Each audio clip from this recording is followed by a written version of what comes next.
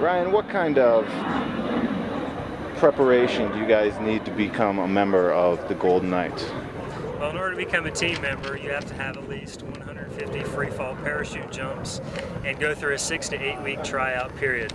At the end of that tryout period, if you're selected to the program, then you'll go to our winter training period in Yuma, Arizona, where you'll learn how to do all the maneuvers and become one of the team members.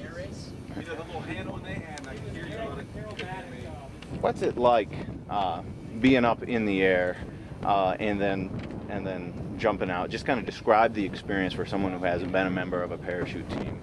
Well, if you've never done it, it's really hard to describe. It's a very exhilarating experience. It's a lot of fun. Once you get under a parachute, it's very quiet, very peaceful, and it's really something that I think everybody should experience, and it's a lot of fun. Talk a little bit about what you guys do once you jump out of the plane, like what kind of formations, etc.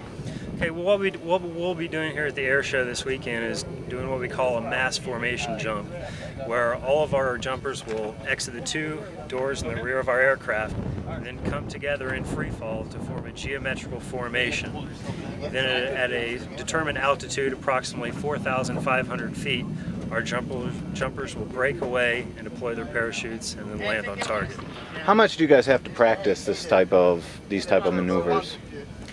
Well, every year we go to Yuma, Arizona for approximately 2 months and do about 250 training jumps out there. And after that, then we're ready for the show season. What type of physical condition? I noticed riding on the plane, everybody looked like they were in pretty good shape. What type of physical condition do you have to be in, and then what does that take on a daily or weekly basis to maintain that? Well, all of us are Army soldiers, so we maintain the same Army standard as any soldier here in the United States or deployed around seas making great sacrifices for us. There is a certain Army standard that all soldiers have to meet, and we meet those standards too. And as far as jumping shape, there is a little bit more as far as leg strength and neck strength and things like that. So you said you were a member. This is your second year as a Golden Knight, and obviously a lot of experience in the air. Even as a veteran of this type of flight, do you occasionally feel any sickness or that type of thing in the air? I think we're all pretty used to it now. Actually, sometimes when maybe I do feel sick is when we're traveling and going through turbulence. But our pilots are excellent pilots, and they take good care of us. Talk a little bit about the descent, and I guess I'm referring to how much you free fall, then how long you're undershoot, and also you guys, when you debriefed us before we went up in the air, talked about temperature changes. If you'll kind of go through that experience for me. Yeah, sure. About every 1,000 feet that we go up in altitude, we lose about 3 to 5 degrees temperature difference. So once we get up there, it's a little cool up there, but we have a thick cotton jumpsuit that we wear.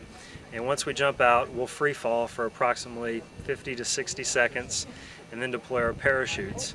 At that time, we'll get about 2 to 3 minutes under parachute until we land on the ground. And you just tell me, we're obviously in front, this is the plane you guys always jump out of.